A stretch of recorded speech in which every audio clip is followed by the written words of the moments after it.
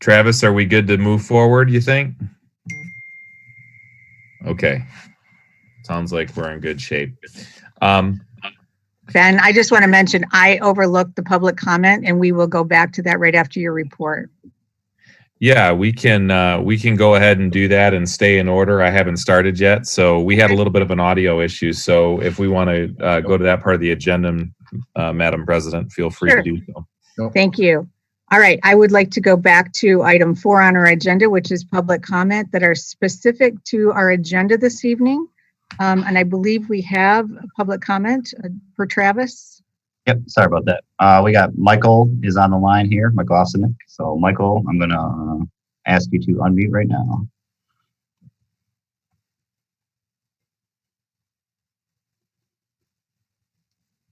Can you hear me okay? Yes, Yep. we can. Yeah. Okay. So I'm Michael Osinick. Do I need to say my address? I can't remember. No, but if you can keep your comments to 3 minutes or less, I didn't mention that, but thanks, Michael. Okay, so I wanted to say this is actually, I don't think this is on the agenda tonight. I'm commenting about last meeting. I appreciated the presentation from the administration about the elementary model change during the first December board meeting, as it covered some of the potential positives.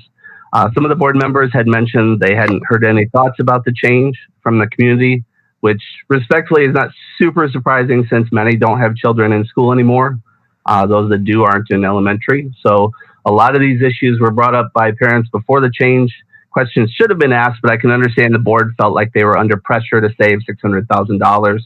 Mr. Ahern made a great suggestion to actually hear from community members what their experience has been, so I thought I would share. These aren't in any particular order. I just wrote up some of my thoughts. For many parents, there's a lack of investment of time in one school. If you have 2 children in school, you might look at, let's say, Moorish and see that your child is only going to be there for 3 years instead of 6. So there just isn't a huge motivation to be on the PTO or PTA, that kind of thing. So especially when they have to focus on another school where their other elementary school student might be, this contributes to a smaller feeling of community for parents. The 50% fewer behavioral issues does sound great. I wonder if it is adjusted for COVID-19. I think we've heard that there are only 60% of our students in face-to-face classrooms, so that's very close to 50%. I wonder, if that's been adjusted for that. Many of our students, I have heard, with behavioral issues are online. So, and overall, our classrooms are less interactive than before, not moving around as much, not going through the halls, et cetera, et cetera. So I wonder if that has been factored into that number. Obviously, we won't know about this until the model lasts for a few years, if it does, but there's important research that shows the more transition students have from school to school, the worse their academic outcome and behavioral outcomes can be. I've heard from parents of students with IEPs that things have been much harder because their students were forced to move to a school where their student didn't know authority figures or aides, and that huge change during a pandemic when everything else changed made things very hard for them. I don't have any financial reports in front of me, but I've heard secondhand that the $600,000 that was proposed to be saved through the restructuring wasn't saved. I would love to see a report that shows it was, or any money was saved. The board should request that. By my estimation, we drive from Elms to Moorish each day about 7 minutes, wait to drop off about 12 minutes or 10 minutes, drive from Elms in the afternoon to Moorish about 7 minutes, and wait to pick up 12 minutes. And that's an additional, my math might be wonky here, but additional 38 minutes a day, which is about 114 hours a year of additional time spent because of this change. And that's with only 60% of students in face-to-face. So I would like to see some analysis done on that. What kind of change will happen when the other 40% come back probably next fall? Class sizes at Moorish and Elms have not improved. My son's class is 29, and I believe my daughter's kindergarten class is the same. We were told if we had more teachers of the same grade in each school that the class sizes would even out better. A better idea would have been combining Deek and Elms and Steering and Moorish. Smaller schools with bigger schools would make class sizes smaller. And a couple other things. I know I'm up against my time here. Your time has expired, unfortunately. Well, I will send this to you in an email. I hope everyone reads it. Thank you. I appreciate that. Thank you very much, Michael. Any others, Travis? Thank you. Nope. That was it. Okay. All right. Now we'll go back to Ben for the superintendent report. Thank you. It's been, an interesting time since our last board meeting and our students being in remote learning. I feel confident that our teachers are making the most of it, but this is also a time where our parents are making the most of it. And quite frankly, it's a challenge. It's a challenge for everybody. And so we've been working pretty diligently to try and create some additional technology tools and support systems, things that we continue to do. We are placing several orders for equipment out of our grants to try and help improve the quality of the online teaching. In the event that we had to do that again in the second semester or stay remote for any period of time. We also have been, very excited about a handful of things that have been happening. And you're going to see, I'm very excited to see a presentation tonight by two of our fully online teachers who are going to share with you some of what they're doing. And I will I won't steal any of their thunder, but it's going to be an exciting presentation tonight. I also will just let you know that a lot of the difficult challenges that we're facing them because of competing legislative interests. So how do we, continue to pay employees, yet also not pay employees for doing unmeaningful work, and also at the same time make sure that their retirement is hit.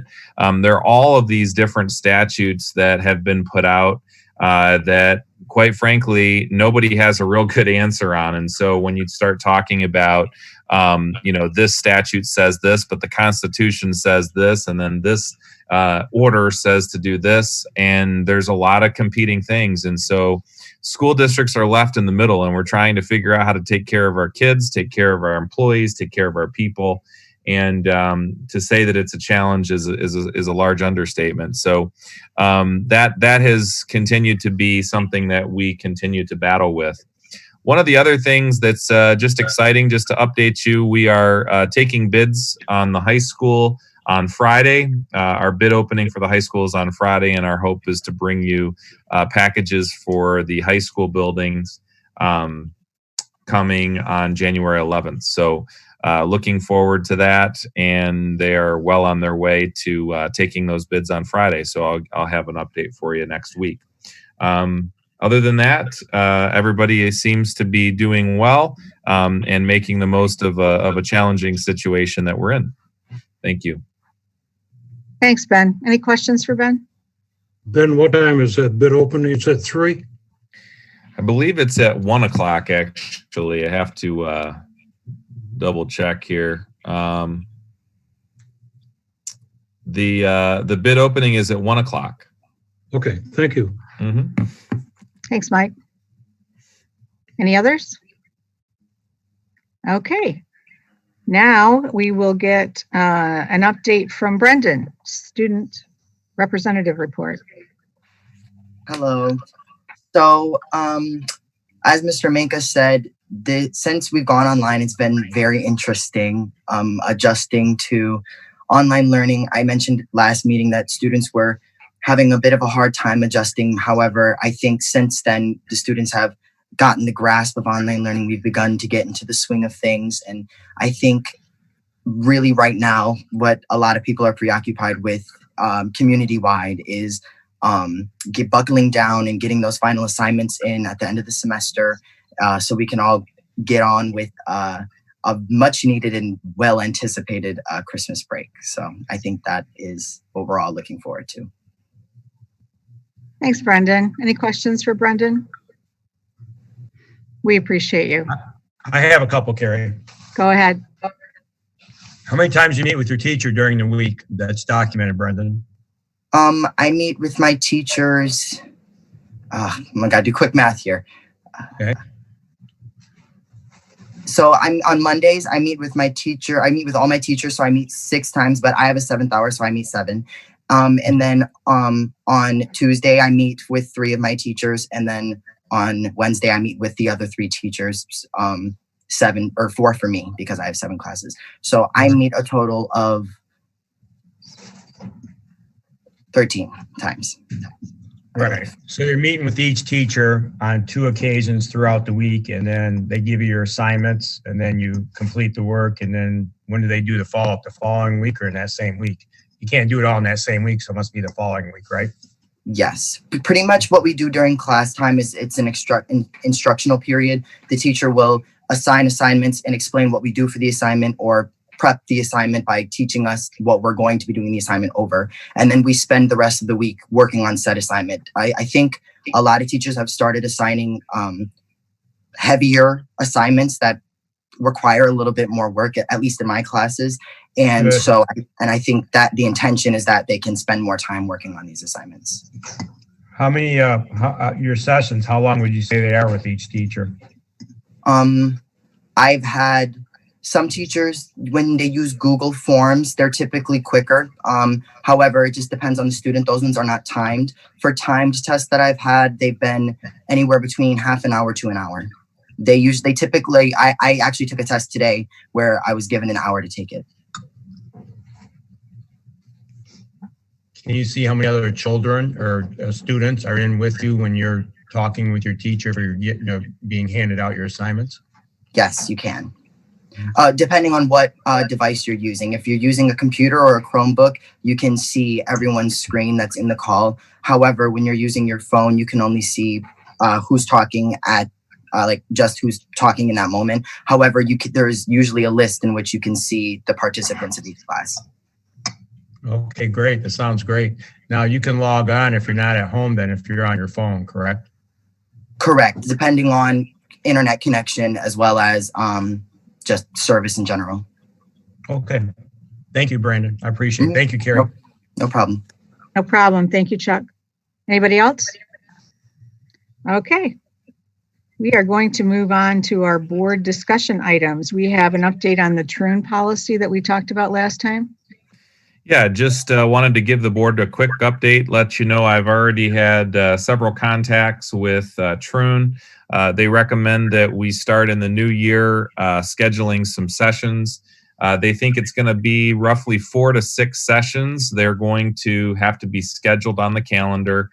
They will have their counsel at every session for the board to be able to ask questions and so on and so forth. Typically that's done through the policy committee, and then there'll be a couple board meetings of updates where the whole board gets updated. Obviously the fact that we do policy as a whole group or policy of the whole, we could have 3 or 7 people. It wouldn't really matter because they're all public meetings. That's an opportunity that is going to be coming in the new year. No major drastic change. I just wanted to follow up since our last meeting and let you know that ball is rolling, and we will start that process in January. So Ben, in the event that we are still meeting virtually at that point, they can then join us by Zoom just like we are right now. That's correct. Yep. Okay.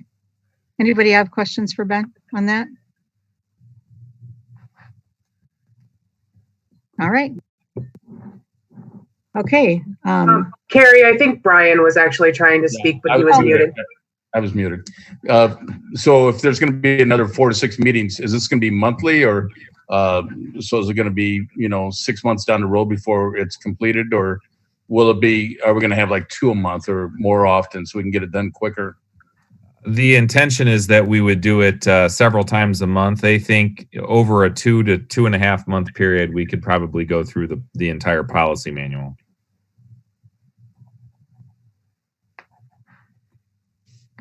Sorry, Brian, you were muted on that one.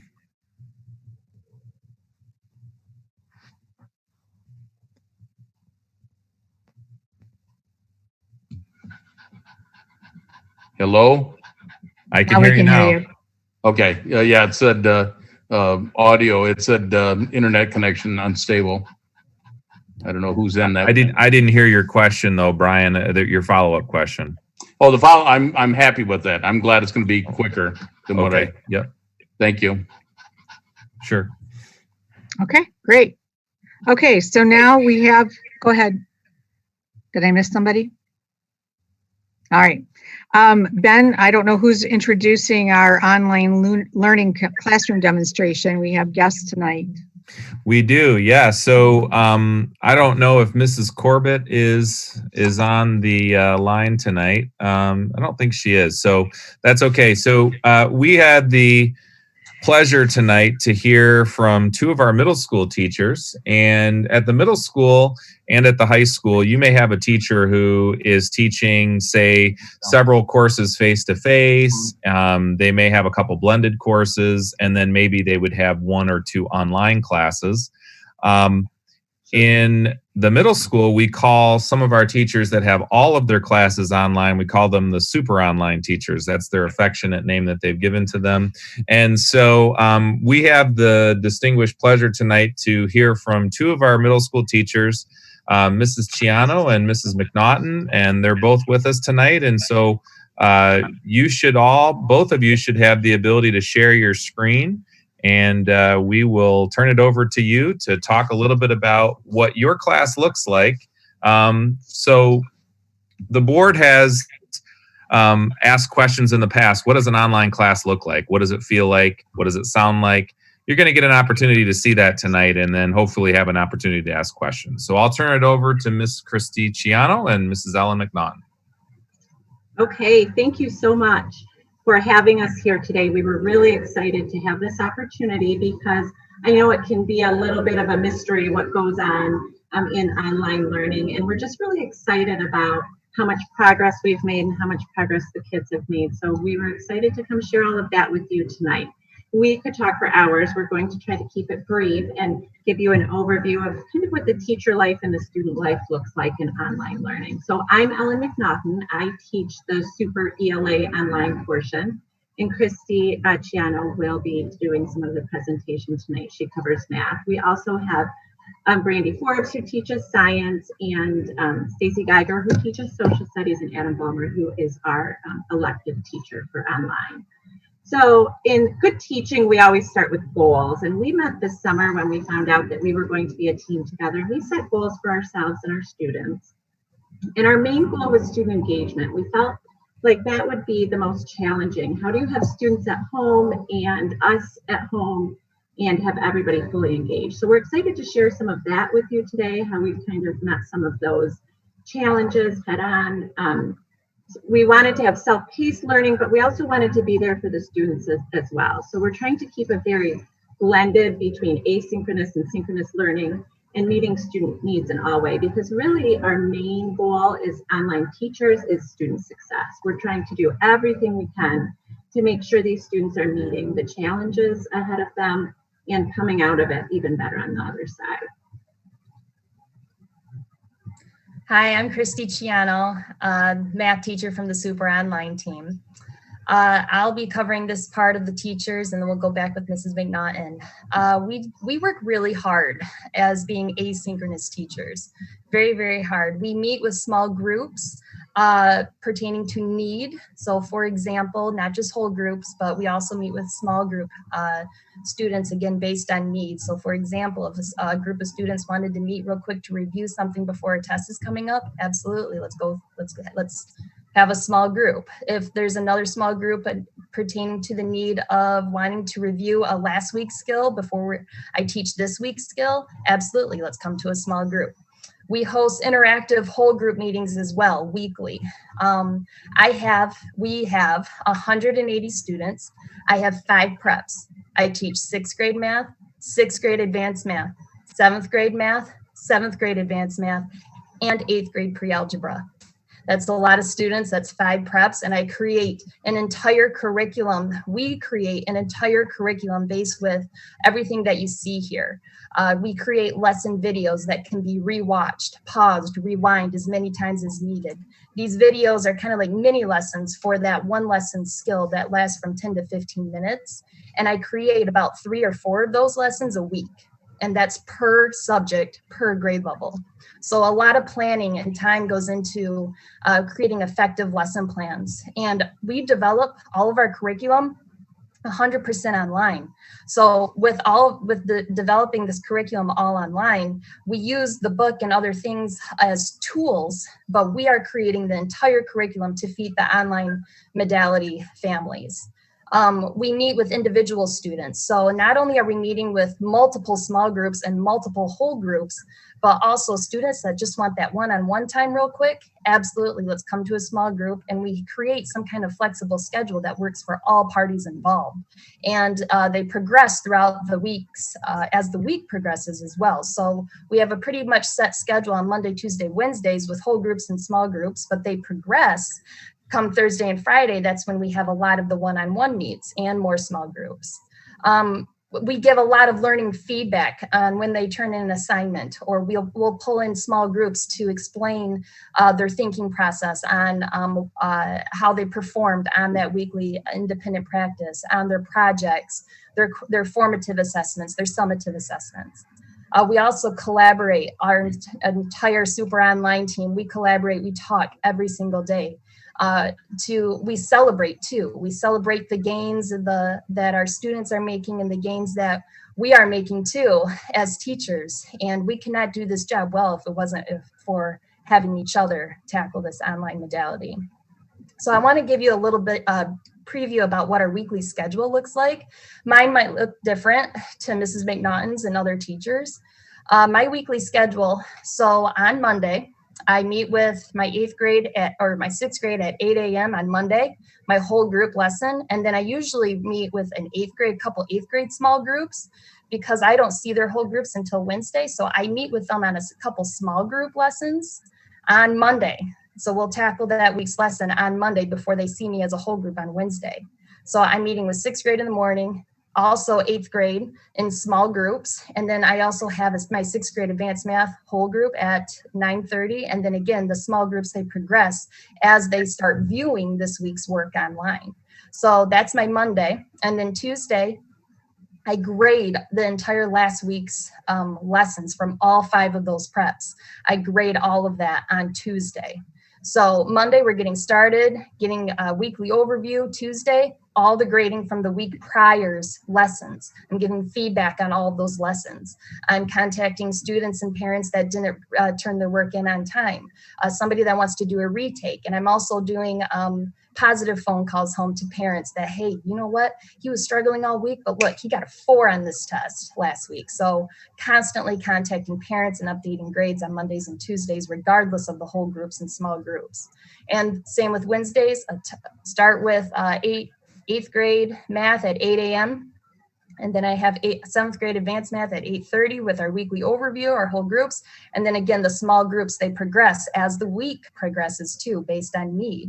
And then also on Wednesday and Thursday, I am planning, creating all these instructional videos, creating effective lesson plans virtually. Again, creating an entire online curriculum for these kids and relating real life situations, tying that in as effectively as possible so that they can relate it to real life. And I also work on Sundays. I work on the weekends. Not only am I creating all these modules, slides, but I'm also publishing all those pages in Canvas.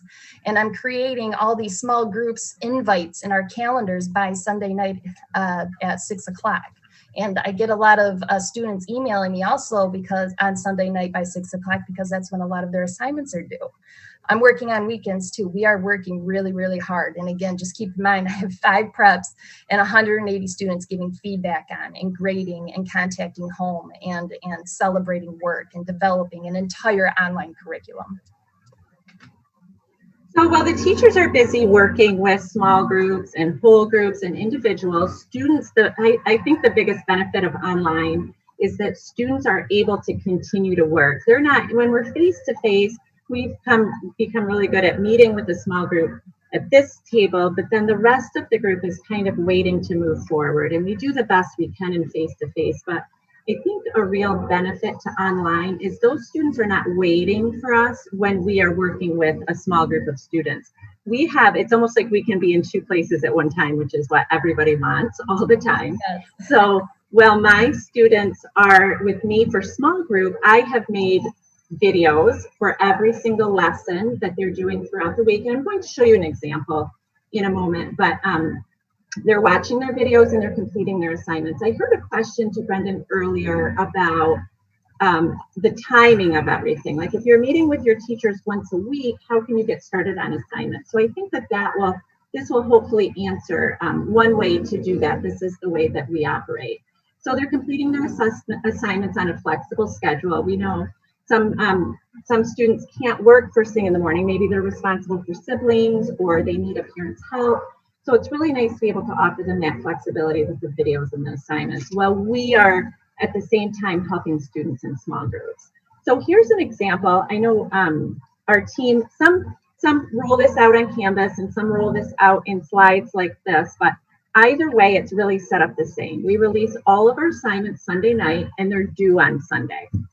So Christy's slides look exactly like mine. These are the ELA-based slides. And as we click through, we can see here's Monday's first assignment. So I'm busy having my groups and my small groups and my support groups. And the students are doing this. So they have a video to watch each day. This is a video that I filmed and I put it in Edpuzzle. Edpuzzle is a very interactive way to show videos. I can put questions in my video. So not only is the student passively watching the video, but when that question pops up, they really have to activate their thinking and reflect and see if they understand and answer that question and continue on. Now I go into Edpuzzle when I'm done with my lessons and I see who's watched the video and what their answers were. So I can see who's really understanding the lesson and who might still have some confusion. And this was where I go, oh, I need to pull these 6 kids and we'll redo this together in a small group tomorrow. And then they always have an assignment to do based on the lesson. So there's lots of opportunities with technology for us to check in on these students at home. They're not just working and we're wondering what they're doing. We're getting constant feedback. So this is the way our week goes. We have a couple assignments each day. Here you can see another lesson video that they're going to watch in a Google form. These are all things I've created. So this is asking exactly what I'm hoping that the learning outcome from the video is. And so if I see students are struggling with this, I can pull them in a small group. We have kind of little codes on our slides, light bulbs. The kids always know if they see a slide with light bulbs, it means I'll be offering an optional small group on that assignment. I thought this assignment was a little more challenging. They can try it on their own and complete it on their own, or there's a time on their calendar and we just call it the light bulb slides that they can show up and work together. So I try to give them as many opportunities to learn the best way that they learn. Some students really enjoy that independent learning and watching the video once or twice and giving it a go on their own, and some love to show up and hear it live. So as I click through, you can see it's just more of the same. Videos that I've created and assignments for them to complete, and I can pull small groups based on how they're doing on those. So students reach out for additional support, but I also schedule additional support. So I will show you some more opportunities of ways that I can find who's mastering our learning targets and who still needs additional support. So I make some small groups optional and some small groups required for the students who I know really need that support. And then students also are attending the synchronous times, our whole group and small group meetings that we've been discussing. So during our whole group lesson, Christy touched on it for a moment. This is once a week, and throughout the rest of the week, we're primarily working in small groups and individually, but this is our opportunity for a social emotional check-in, so we never pass that by. We know that a lot of these students are maybe home alone for the day or haven't seen their friends in months, so we really want to give them that check-in and that opportunity to tell us how they're doing. We do this in an anonymous way, so they're not sharing this with the whole group. We have some technology to allow us to do that. And then we always offer the opportunity for us to reach out to students and either just talk with them ourselves or connect them with the counselor. But that social emotional piece, we want to make sure we don't ignore that in online learning. During the whole group lessons, we also have the overview of the weekly assignments, which I just showed you. We take the opportunity to introduce whatever new skills we'll be working on. And we also take the opportunity to review anything we notice students maybe as a whole were a little less successful with, and they might need a reteaching in that area. We cover the learning targets and the success criteria and the performance tasks for the week.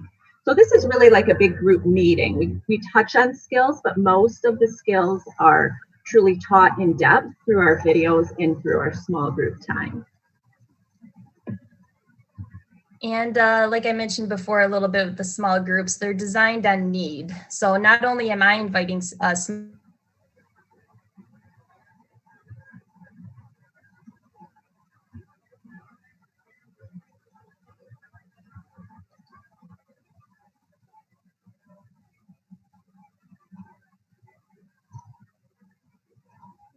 the very, very flexible grouping pertaining to anybody's schedule that's flexible. So if a parent is working second shift or third shift, first shift, it doesn't matter. Depending on what works for all parties involved, we are working very flexible with the students' needs at home and when they can meet for that one-on-one time. I've met with students in the evening time. I've emailed and sent messages and met with kids on the weekends before because I care that much. We all care that much about these students' learnings.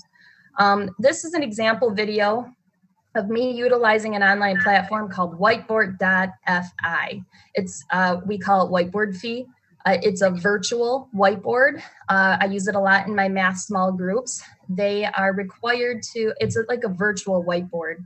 So if they have a touch screen, they can use their mouse pad if they like, but they can show me their math. They show me their work on this virtual whiteboard. And then I ask them to share their thinking on how they received that answer. So it's a very good quick reflection for me to check for their understanding before moving ahead. And what this video is a small group of sixth graders whose parents also gave me permission to share with you tonight. And it's covering multiplying fractions. I would like to say, so this was going back to our main goal of having active student engagement. I think that's what you'll see here. Our goal is for every student to be working at the same time. I know back when I was in school, you kind of waited around and kept your hand down. You felt like if you didn't make eye contact with the teacher, you could avoid participation. This is an opportunity for all students to be engaged in their learning.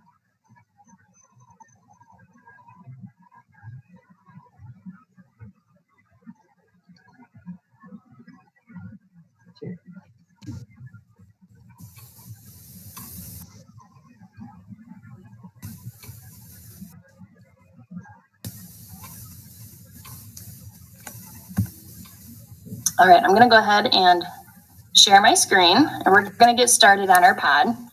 And our pod is using last week's skill. Our last week's skill was multiplying fractions. So I'm going to go ahead and push my whiteboard to you guys. So you should be able to see my whiteboard now. I want you to multiply these two fractions, 1/4 times 2/3. Okay? 1/4 times 2/3.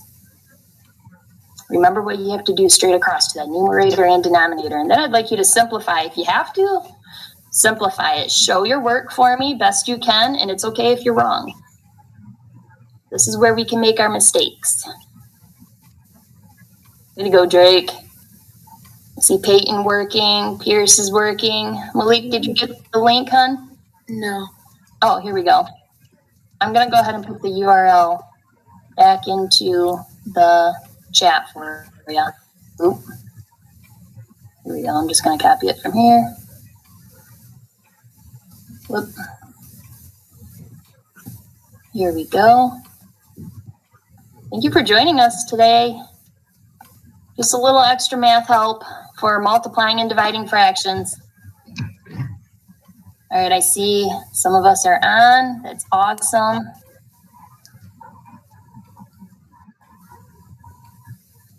Pierce has his stars. Good job, Pierce. You're awesome, Pierce. All right, multiplying straight across. This is using, again, last week's skill. Just multiplying fractions. We're not dividing fractions. We are multiplying fractions. So I'm going to give a second for Malik to go ahead and attempt it. And while Malik, you probably didn't have the whiteboard pushed to you. It's 1/4 times 2/3. And just multiply straight across and simplify if you have to. All right, I'm going to go ahead. I know I'm still sharing my screen. I'm going to go ahead and choose Drake real quick. Drake, would you please unmute yourself and explain how you got 1/6 for us, please? Well, usually when I timed it, I got 2 and 12s. I think that's how you say it, at least. Yes, you're correct. I had, if they can be divided by 2 equally, but then if you divide it even more, you get 1/6. Correct. Good job. So he multiplied straight across. 1 times 2 is 2. 4 times 3 is 12. You realize that you can simplify that, like he said. 2 can go into itself evenly 1 time, and 2 can go into 12 evenly 6 times. Circled his answer, got 1/6. Perfect. Peyton, I would like you to please explain your thinking. I think you did something a little bit ahead of the game with this week's skill. Yeah, I thought you had to flip the 2/3. Yeah, you were thinking of the reciprocal, hon, when you're dividing fraction. Yeah, that's okay. Yep, this was already started with multiplying. So I'm glad you found out what your mistake was. That was great, Peyton. So if it starts with multiplication, you don't have to do keep, change, flip. It's already there for you. Just multiply straight across like the rest of our friends did. Good job, Pierce. 1 times 2 is 2.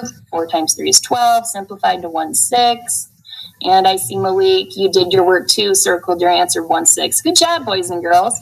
All right. So I'm going to go ahead and while I get set up here, I want you to go get a calculator. Well, you don't need a calculator. I need you to get paper and pencil.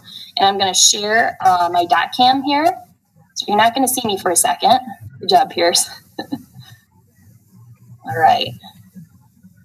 Okay, again, you're not going to see me for a second, but we're going to take some notes to prepare for our test coming up next week. Paper and pencil. All right, so you should be able to see my screen. Please pin my screen so that you can see my work, and I will ask you to unmute yourself, and I would like you to solve this with me. We have a total of 4 problems to work out using this entire week's skills. So on Monday, if I could show you real quick, actually before we do. Okay, so, and just to lead into the rest of that lesson, I build on top of it. So like you later, I also show those kids that you can actually cross multiply before you actually solve for it. You know, so you back on top of all those skills. But the main reason, the main goal again for sharing that video is utilizing whiteboard fees so that you can also see the kids showing their work, so you understand if they got it right then and there, checking for their understanding, and they're sharing their thinking. And when they verbally speak and share their thinking, that's when they retain their information. So utilizing online platforms like Whiteboard Fee has been very, very beneficial in the online modality. Okay, 5 more minutes of your time. I always like to, less than 5 minutes. I always like to let the students know I am getting messages that my mic was echoey. That's one of the fun parts of online learning. I tested my mic with my daughter right before I got on to make sure everything sounded good, and then it did not afterwards. So sorry about that. We use so many resources, we couldn't possibly go through them all today, but I did want to show you one other opportunity for students to be engaged. While they're live with us, they're not just sitting and listening, they're engaging. So this is a whole group meeting. So I would have a large number of students on this call, possibly 40. So I needed a way for students to be involved because it's very easy to be anonymous when you're on a call with 40 other people. So this is Socrative, and I use this almost every time I meet whole group, and I pose questions for students that they're able to answer anonymously. What I love about this resource is they answer anonymously, and we can discuss and share their answers together and talk about the right answers and why the wrong answers might have been chosen. But then when I get off the call, I actually get a report back of all the answers that all the students gave. And here's another way that I form small groups. So in my whole group, if I see a group of students who consistently miss the target, then I will send them a calendar invite and I'll say, hey, let's hop on together and work on that. So this is just a 2-minute video, and this will be the last thing we'll share. But we would like to push these slides out to you because there are other videos we've made in case you're interested.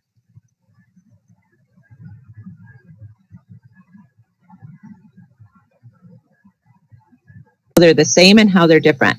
Okay, so now that our brains are all warmed up and we are ready to understand what we need to think about when we read, we're going to practice with some actual structures, with some actual text samples. I'm going to click here and make it bigger, but I'm also going to read it to you. So I want you to think about this. As soon as you know, you can go ahead and answer. In many ways, an e-reader, so that would be like a Kindle, is similar to an actual book. It's roughly the same weight and dimensions. The text is laid out the same. Of course, there's no change in the most important part, the story itself. A book, however, is a singular artifact with its own physical presence, its unique feel and smell. The books on an e-reader are just electronic codes. You might have 1,000 titles loaded, but they'll all feel the same in your hand. Then again, your real book collection might take up several rooms in your house. Amazingly, that entire library could fit on your e-reader. It's certainly more portable and convenient. I will tell you that these text structures are a little more challenging than the ones we've been working on because we're working on them together, so that's okay. Let's see what we think. Take your best guess in 5, 4, 3, 2, 1. Let's see. Here's the thing. Remember, everything is description. They totally described a book, and they totally described an e-reader. So my question when I think it's description is I have to ask myself, does it do something more than just describe? Did this do something more than just describe?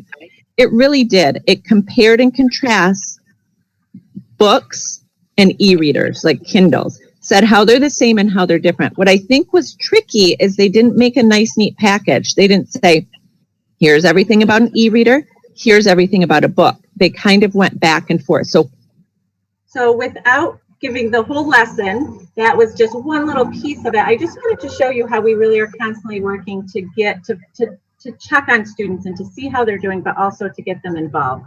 It's no doubt that online learning is a challenge and it's difficult, but what I've told so many parents this year is there's a lot of failures happening and there's a lot of success happening, but we always learn from our failures, and I really do have to believe that moving forward from 2020, these students who are learning the skills of independence and reaching out for support and trying things again on their own before they ask for help or wait to be noticed, and keeping a schedule, all of these things, as they master these skills, I really do think that they're going to be so successful in the future because they've mastered these skills that are difficult skills to master.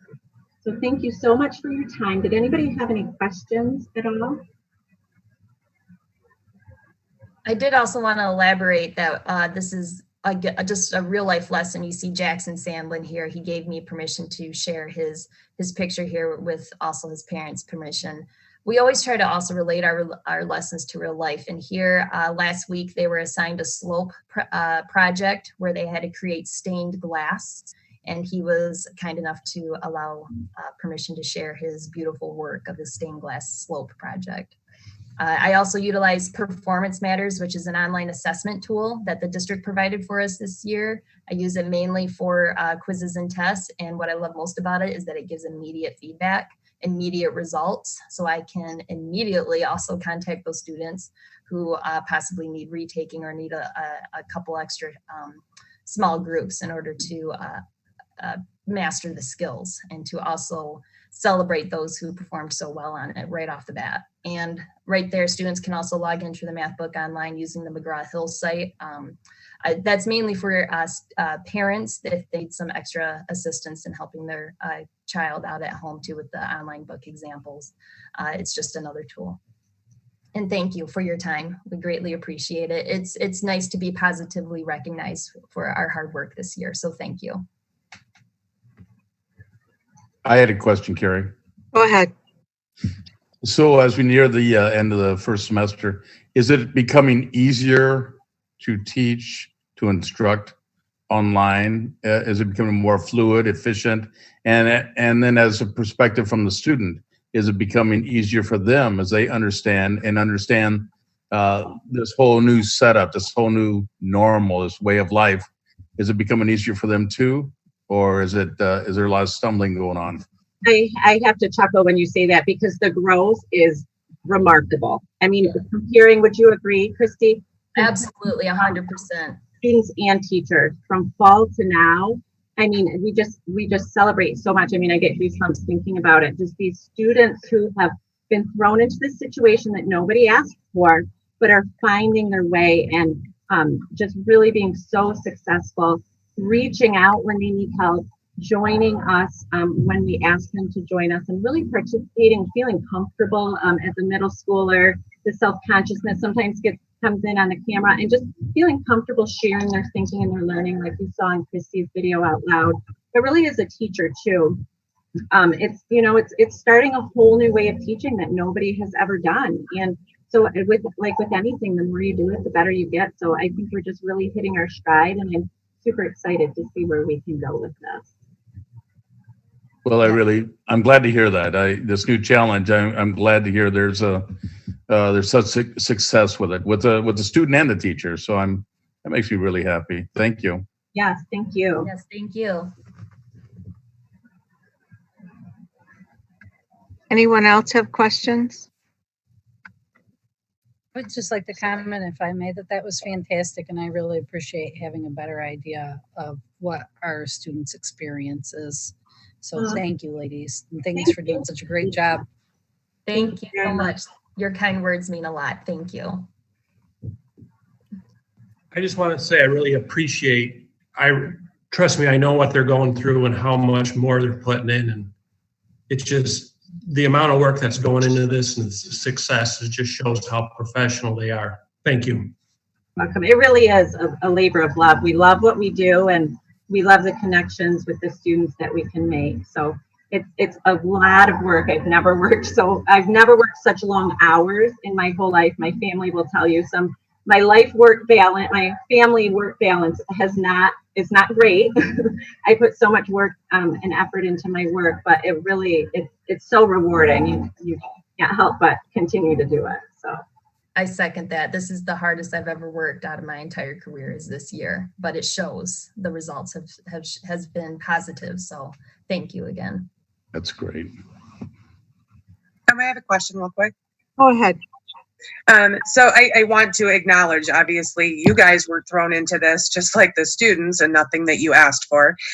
So when you comment that this is the hardest that you've worked, I do want to ask, so since it's taken a lot, obviously, because you're building something that really never was created before, but are these now lessons that, unfortunately, should we be in this situation, come next year or the following year, or, Lord hope that we don't have to, but these are options and ways that we can use this curriculum moving forward, and videos and lesson plans that you can reuse for years to come. So I guess I just want to ask if that's ideally what we're also building or spending your time doing. Absolutely. I believe if this were, I'm trying to stay very organized in my saving of units and curriculum, and I absolutely will use this really online or face-to-face. I think all of us, teaching will never be the same even when we go back in a good way, because we're realizing all these tools, and some of these tools aren't just unique to online learning. I think that this total participation is the goal of education all the time. Like I said, we don't want just you answer, because as soon as one person answers, everybody else's brain shut off. So I keep thinking, oh my gosh, even when I'm in the classroom, I can use this and I can use this and I can use this. So either way, yes, we're building curriculum, and it's a lot of work, but it definitely will carry on through the future as well. Well, thank you for all your time and commitment, for sure. Thank you so much for everything you all are doing. I know it's not easy on your end either. No, and I want to thank you and echo everything everybody has said. And we don't know what you've been through. We know that you're doing an amazing job and that you're putting your heart and soul into it. So thanks for sharing. This is amazing stuff. Thank you so much. We appreciate it. And thanks for joining us tonight. Ben, if it's okay with you, I will excuse the ladies if they'd like to leave us. Well, we don't want to leave you, but we can leave you to your business. This is very nice to be invited tonight. Thank you. Yes, thank you so You're welcome much. as well. But you may have other things to do. I will leave, but thank you so much for having us tonight. Thank you. And I hope you're able to rest and good quality family time over the holidays. Thank you very much. You as well. Thank you. Thank you. Thank you so much. We would greatly appreciate it. Thank you. Bye. Well, thanks, Ben and Rod, for those wonderful educators to share with us. This is really amazing. Yeah, it is. It's a blessing to see just so much of the work that our teachers are doing. So many of our teachers are really just hitting this head on and really doing some amazing work. I think certainly it would be, difficult for us to claim that every single person is at that level. But that gives you an idea of what we're shooting for, right? So it gives you an idea of what a lot of us are aspiring to try and hit. And those two and many others across our district are really just innovating and kind of paving a way. So we have a lot of really great things going on in that arena. And I think they said it right when, nobody had asked for this. We were thrown into it. And to be able to shift on a dime as they have, there are very few industries who have had to completely change every single thing about them. Maybe with the exceptions of restaurants at this point, although, it's a good argument to be made, but educators have really done a great job of shifting to try and do whatever they can to try and meet the needs of kids. So very appreciative of our teachers for sure. Well, thanks again, Christy and Ellen. Appreciate it. Okay, moving on. We have an opportunity for public comment. Do we have any public comments, Travis? Nope. Okay, we shall move on. All right. I would like to give the board an opportunity for comments and or questions. Who would like to start?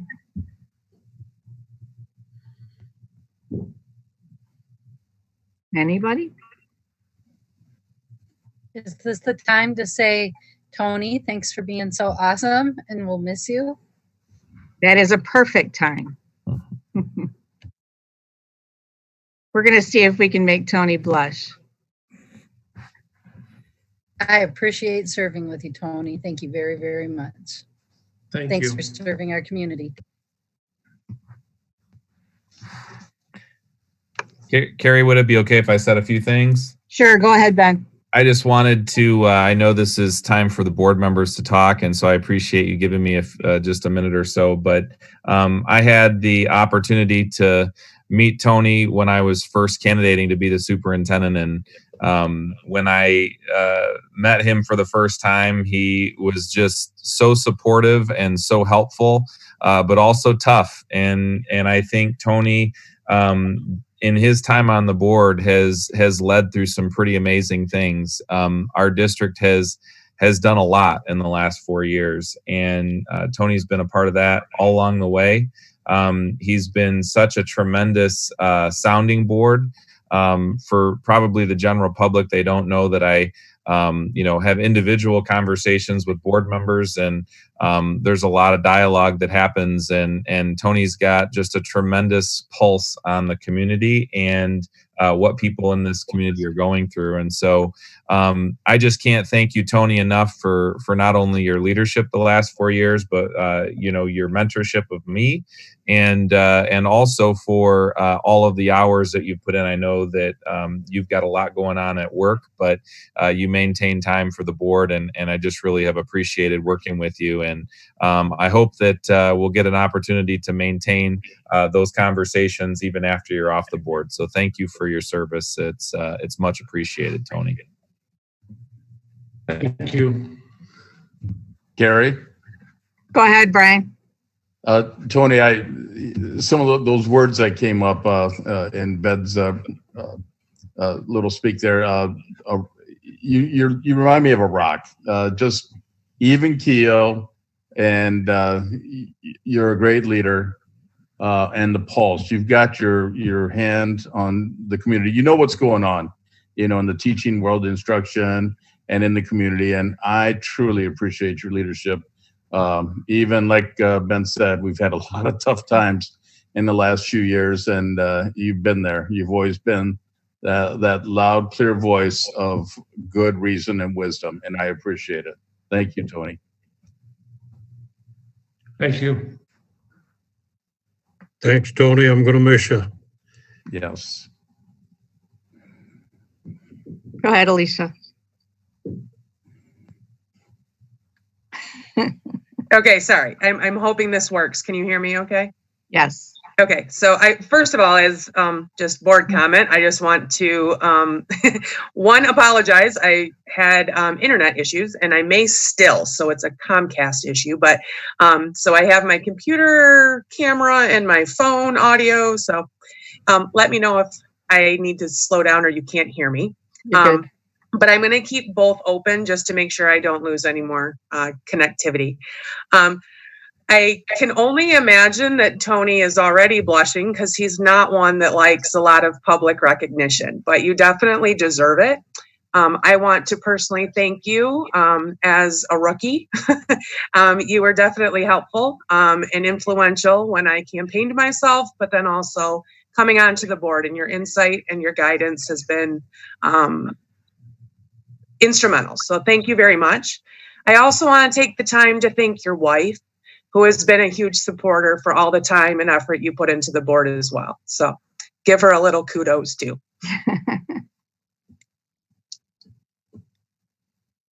That's all I had. Thank you. Thank you. Thank you. So I just want to echo everything, Tony. You are my running mate. You have been a great guy. You are very connected in the community, and you're just such a nice person to work with. And we'll miss you, but I think you leave a huge legacy.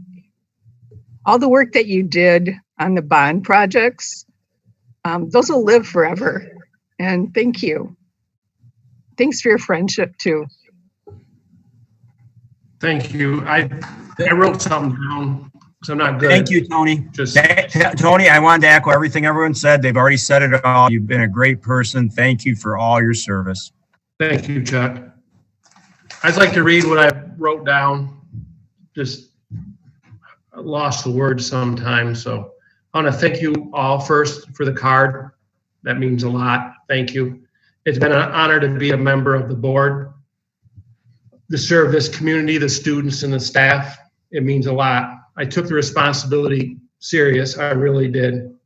It was a privilege to be a part of passing the bond. That's the one thing I think was one of the greatest things we've done in the past 4 years. That's going to live on for many years. I'd like to thank all of you and the community and the staff. Thank you. Thank you, Tony. And do thank Amy. I don't know if she's watching, but it takes a village, and we appreciate her as well. It does. She was my tech support for the past 6 months. All right. Any other comments or questions from the board? All right. With that, we have the need to go into closed session for the purpose of student evaluation, student superintendent evaluation, per OMA 15.268, section B8A. I need a motion, please. So moved. Brian? Tony? Any comments or questions? Hearing none. Carrie? Yes. Oh, sorry.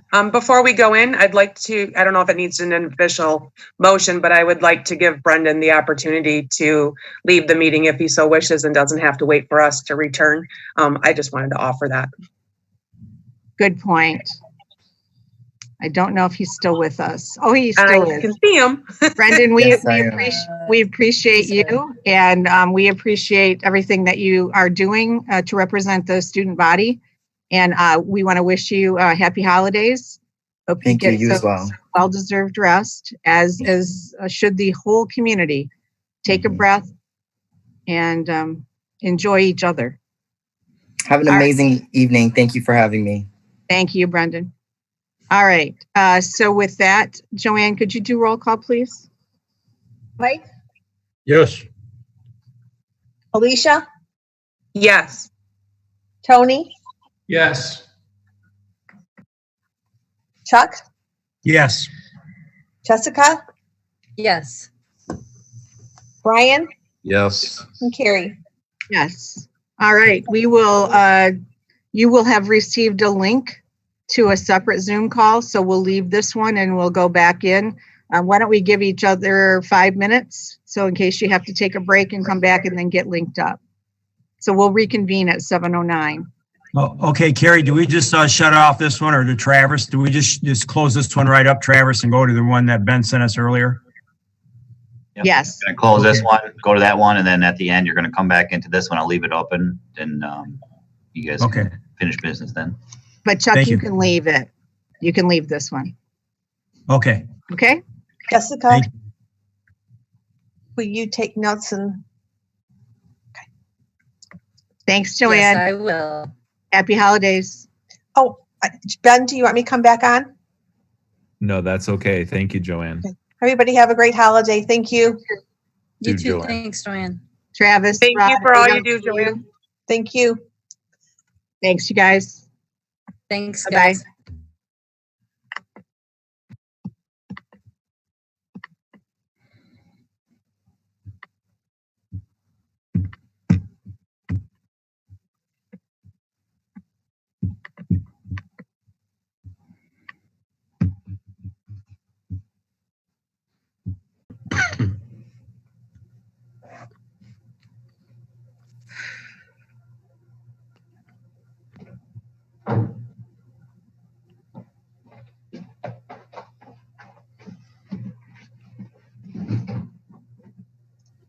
Are we good, Travis?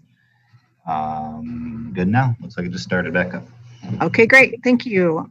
All right, we are reconvening into open session following our superintendent evaluation session at 7:58. So I would entertain a motion including the assessment for Ben Meinke as our superintendent. Go ahead, Alicia. Go ahead. Yep, I make a motion and to rate Ben Meinke, Superintendent of Swartz Creek Community Schools, highly effective. Do I have support? Jessica? Any comments or questions?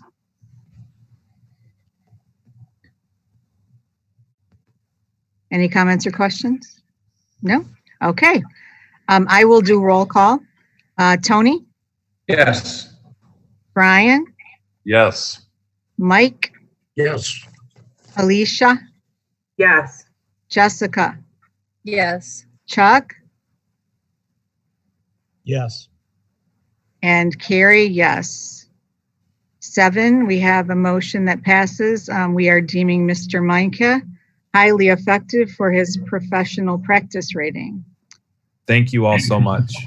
We want to thank you, Ben, for the work that you do and will continue to do in this very challenging time. As always, you're always such an amazing leader.